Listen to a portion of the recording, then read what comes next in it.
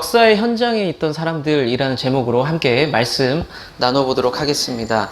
우리가 지난주까지 이제 어려움을 예상을 하면서 예루살렘으로 향하던 바울의 모습을 우리가 함께 보면서 우리의 사명에 대해서 살펴봤습니다. 오늘은 내용을 좀 점핑할게요. 좀 넘어가는데 그 이후의 상황입니다. 그러면 그 사이에 생략된 내용이 뭐냐? 바울이 어디로 가기로 했죠? 예루살렘 가기로 했죠. 예루살렘에 가서 예루살렘에서 반대하는 유대인들을 만나면서 고통을 좀 당합니다. 고소고발을 당하고 고통을 당합니다. 그렇게 사역을 어렵게 이어가다가 결국엔 잡혀가요. 잡혀가서 논쟁도 하고 다투도 보지만 답이 없고 또 죽을 위협에 이제 처하게 됩니다. 그래서 바울이 내가 이렇게 있다가는 떠올랐을 수도 있어요. 예수님처럼 재판 이상하게 받아서 죽을 수도 있겠구나라는 생각을 했을 수도 있습니다. 그런 상황 속에서 바울이 자기의 비장의 카드 하나를 꺼내요. 그게 뭐냐면 나는 로마 시민권자다. 그러니까 나를 재판할 권리가 너희들에게 없다.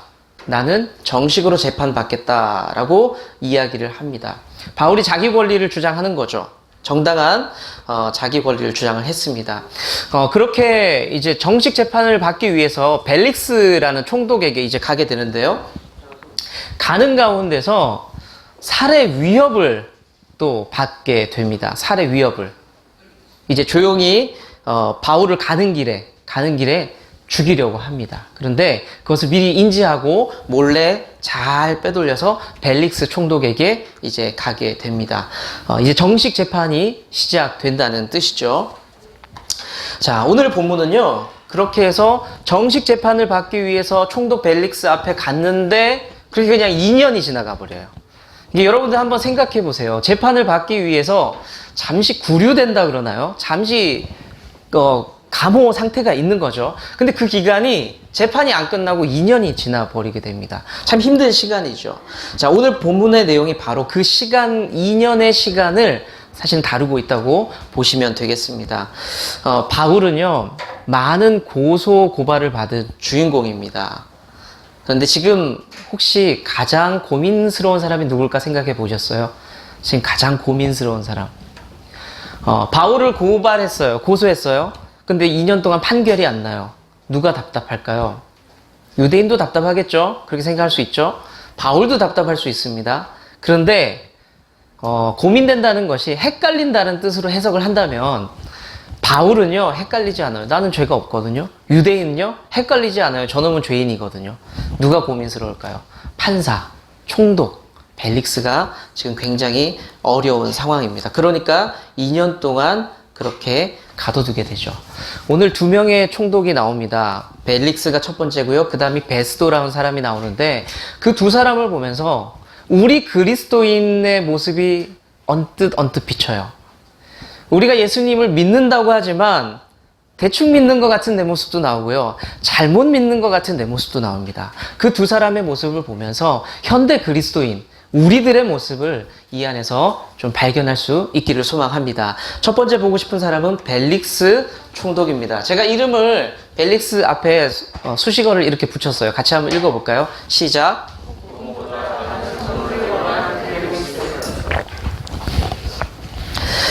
복음보다 다른 선물을 원했다. 벨릭스는 이렇게 설명할 수 있습니다. 바울에 대한 판결을 딜레이시킨 장본인이 바로 벨릭스인데요. 왜 그랬냐면 본인의 정치적 부담 때문이었습니다. 바울을 처벌을 하자니 법적 근거가 없어요. 무죄예요. 양심상, 법리상 무죄예요. 그런데 처벌하라고 소리치는 저 유대인들을 보자니 그냥 뒀다가는 자기에게 무슨 위해가 올 것 같은 그런 마음이 듭니다. 그래서 판결을 미룹니다. 그렇지만 양심이 있어서 바울에게 약간의 자유를 줍니다. 친구들을 좀 만날 수 있게도 해주고 면회가 자유로운 그런 자유를 줍니다. 어찌됐든 간에 바울 입장에서는 선교가 멈춰지게 된 거죠. 선교를 진행하고 싶었지만 멈춰지게 됩니다. 오늘 읽었던 말씀의 24절의 말씀을 보시면요. 벨릭스가 좀 독특해요. 이 사람이. 벨릭스가 와이프가 유대인인데 그 둘이 함께 바울을 모셔서 성경 공부를 합니다. 좀 이상한 상황이긴 해요, 사실은. 그 성경 공부를 하게 되는데, 이어서 25절을 보시면요, 바울을 통해서 복음을 배우게 돼요. 의로움과 절제와 심판이라는 단어가 나오는데, 그것을 통해서 예수 그리스도의 복음을 듣게 됩니다. 그렇다면 복음을 들었을 때 바울이 신자, 성도가 되었을까요? 잘 모르겠어요. 누군가가 성도가 된다는 것이 제가 판단할 수 있는 부분이 아닙니다. 성경에 기록이 되어 있지 않는다면 잘 모르겠습니다. 그렇지만 분명한 것은 그가 약간 반응을 보여요. 복음을 들으면서 반응을 보여줍니다. 성경에서는 뭐라고 하냐면 벨릭스가 복음을 듣고 나서 성경 공부를 하면서 두려워했다라는 기록이 나옵니다.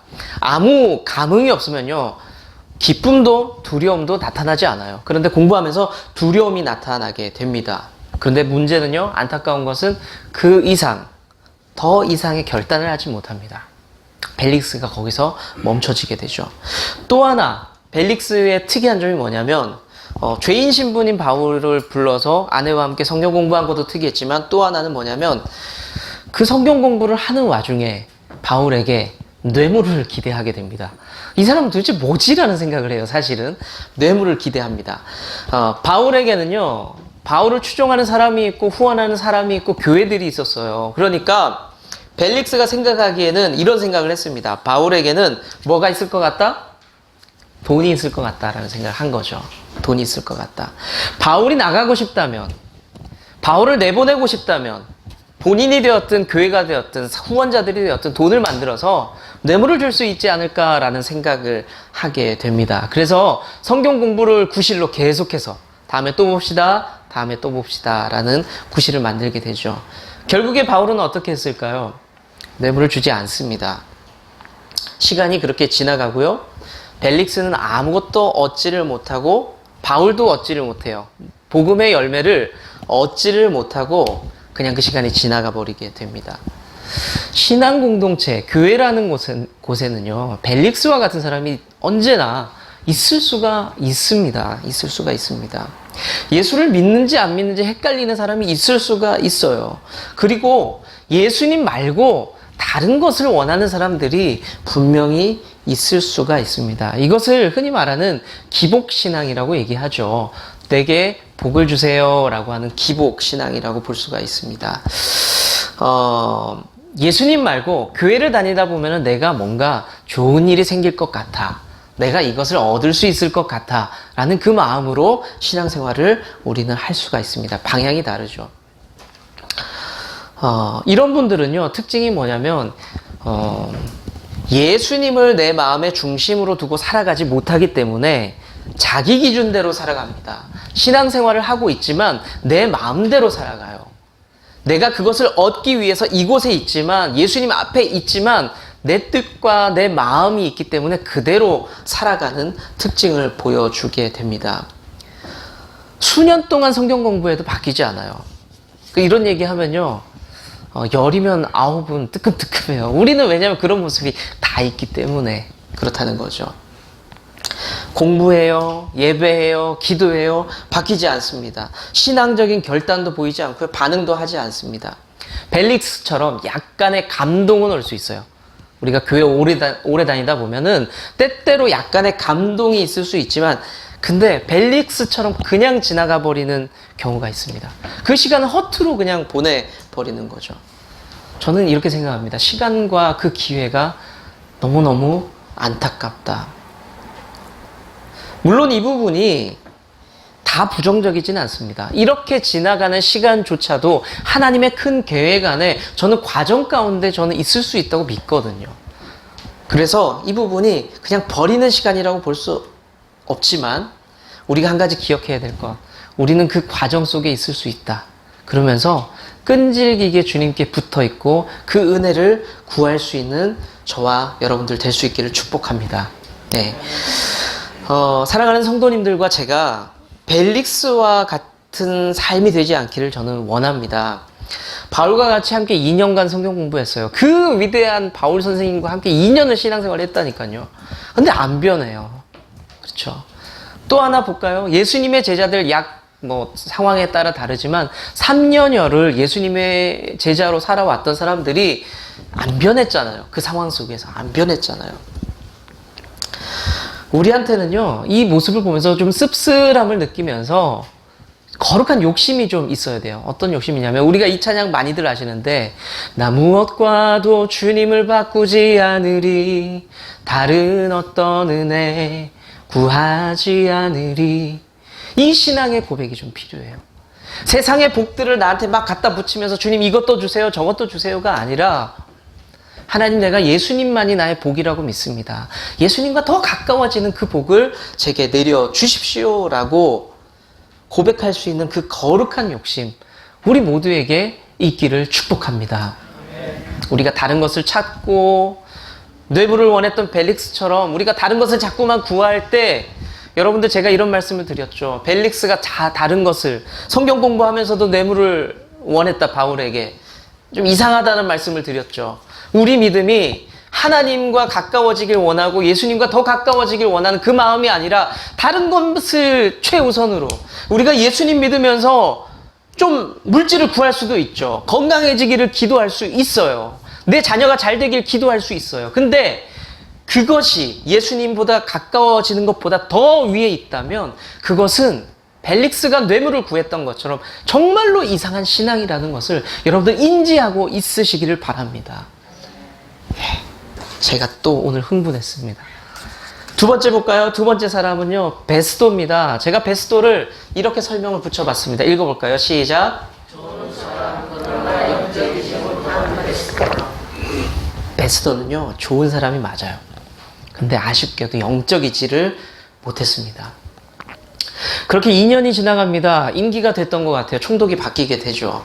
그 사람이 이제 베스도입니다. 베스도.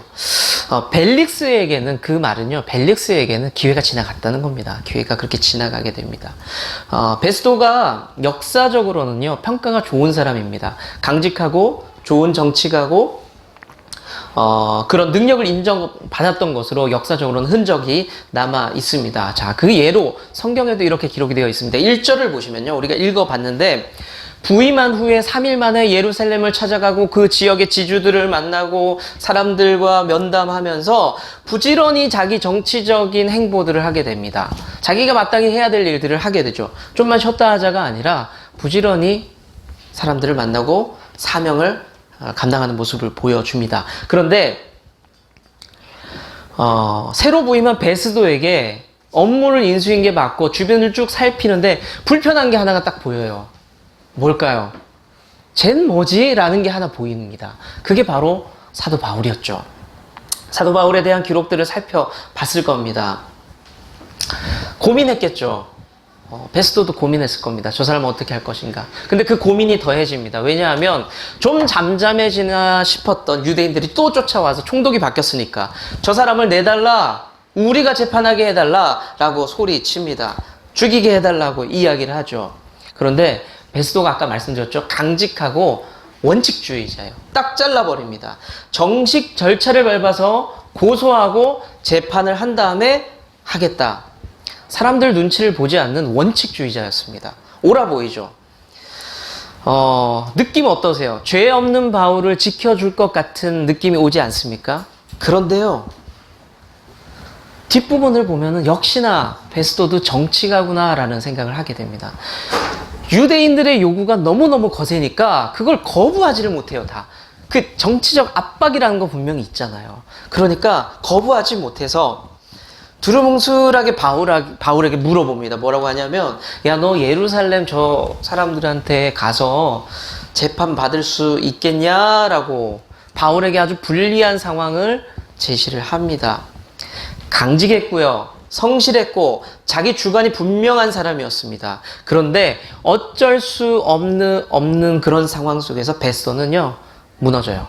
고꾸라졌습니다. 우리 신앙에 빗대어 볼까요? 우리 주변에도 이런 그리스도인이 있을 수 있고요, 내가 이런 사람이 될 수 있어요. 도덕적으로 훌륭해요. 믿음도 좋아 보여요. 삶이 훌륭해 보입니다. 하지만 어떤 순간에 마주했을 때 한계를 드러낼 수밖에 없습니다. 그것이 여러 가지 모습으로 나타납니다.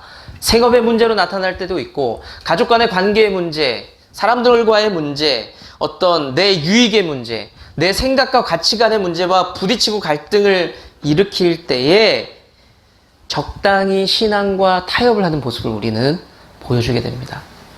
근데 이 모습은요, 말씀을 드리고 있는 저도 자유하지 못해요. 우린 누구나 살다 보면 꽝 부딪힐 때 적당한 타협을 하면서 하게 됩니다. 하나님께서 원하시는 게 내게 원하는 게 10인지를 알아요. 나도 그걸 알고 하나님 원하고 계시는 그걸 서로 감동이 있어요. 근데 하나님 앞에 적당히 타협하는 내 모습을 발견하게 되죠. 7 정도면 하나님 받아주시겠어요.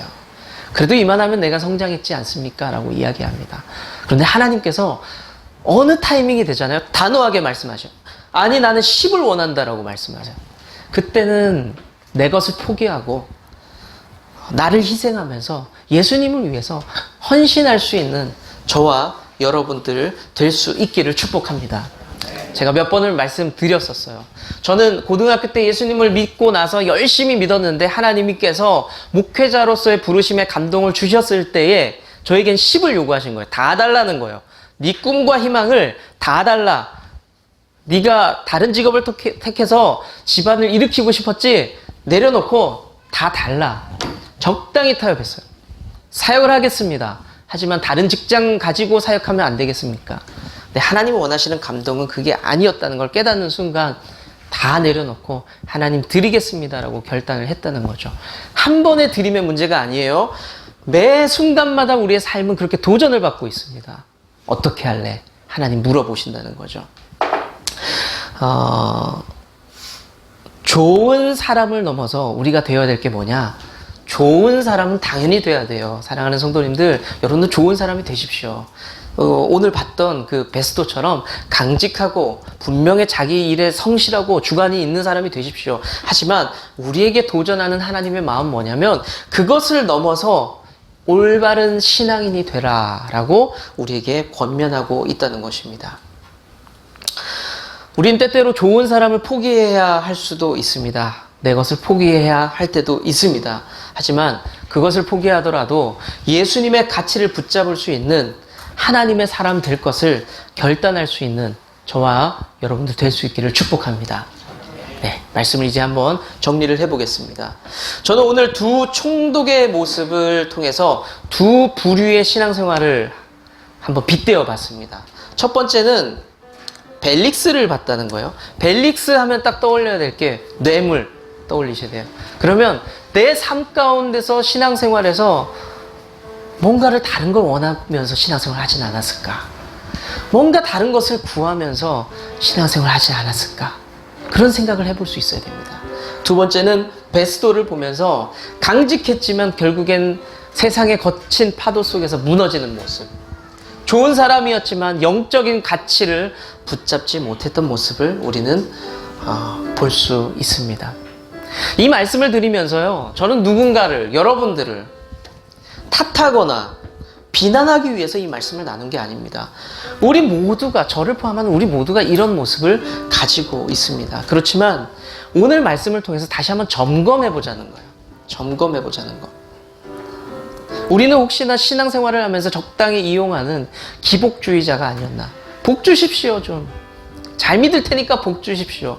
이 말에는요, 분명히 내가 중심을 잘 알아요. 잘 믿을 테니까 복 주십시오. 뭐를 중요하게 여기는 거예요? 복 달라는 거예요. 그게 더 중요하다는 거예요. 하나님, 내가 기도하고 열심히 믿음으로 키워볼 테니까 우리 아들 서울대 보내주십시오. 내가 잘 알아요. 그 가운데 중심이 뭐가 있어요? 서울대가 있는 거예요. 서울대가 있는 거예요. 우리는 우리의 신앙의 중심을 생각보다 스스로가 잘 아는 사람입니다. 때로는 우리가 겉으로 만들어지는 신앙의 그런 모습을 통해서 만족하면서 살아가는 그런 연약한 그리스도인이 아닌지 생각해 봐야 됩니다. 우리가 말씀을 맺으면서 이 두 사람을 보면서 한 사람을 또 생각을 해볼 수가 있습니다. 우리가 바울을 주목할 필요가 있습니다. 바울은요, 지금 너무너무 불편한 상황이에요. 자유로워지기 위해서 뇌물을 벨릭스에게 줄 수도 있는 상황이었죠. 바울에겐 유혹입니다. 이게 줄 수 있었습니다. 바울을 지지하고 후원하는 교회와 사람들이 많았기 때문에 좀 도와달라 그러면 그 사람들이 줄 수 있었어요. 할 수 있어요. 자기는 나갈 수 있습니다. 그런데 바울은 그 선택을 하지 않습니다. 베스도 앞에서 똑같아요. 베스도의 약점이지만 강점은 뭐냐면요, 정직과 정의 원칙이에요. 그 사람에게 얘기할 수 있었어요. 당신은 정의로운 사람 아닙니까? 원칙적인 사람 아닙니까? 내가 죄 없는 것을 알지 않습니까? 나를 좀 내보내 주십시오라고 친분을 맺으면서 얘기할 수 있었겠죠. 하지만 바울은 어떤 모습 속에서도 비굴함을 보여주지 않습니다. 바울은 베스도도 벨릭스도 기대지 않습니다. 의지하지 않습니다. 바울이 믿었던 것은 하나님의 섭리였어요. 하나님의 큰 시간 안에 내가 감옥에 있지만 이 시간 안에서 나는 훈련받고 이 시간을 통해서 나는 주의 일을 감당할 것이다 라는 확신이 있었기 때문에 내가 저 세상의 권력자들을 의지하지 않겠다라는 확신이 분명히 있었고 그 모습을 우리에게 보여줍니다. 우리는 분명히 하나님의 역사와 그 시간 속에 지금을 살아가고 있습니다. 개인적으로는 우리가 이렇게 표현해요. 인생사다라고 표현해요. 내 인생사죠. 맞습니다. 하지만 크게 보면은 우리는 하나님의 역사 속에서 살아가고 있습니다. 이제 여러분들에게 숙제가 주어집니다. 하나님의 긴 시간의 흐름 속에서 바울처럼 여러분은 감옥 가운데 있을 수도 있고 고통 가운데 있을 수 있고 때론 누군가와 찌그럭 하며 살아갈 수 있어요. 그 가운데서 여러분들은 어떤 흔적을 남기면서 살아가시겠어요? 벨릭스는 저런 흔적을 남겼어요. 난 복음보다 다른 게 좋아. 베스도는요, 난 영적으로 연약한 사람이야. 난 사람 눈치 보는 사람이야 라고 약점을 남기면서 살았어요.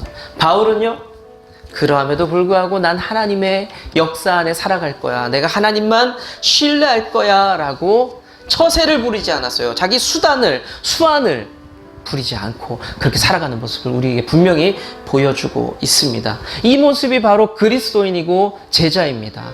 이것이 바로 그리스도인이 가져야 하는 마지막 자존심이라는 겁니다.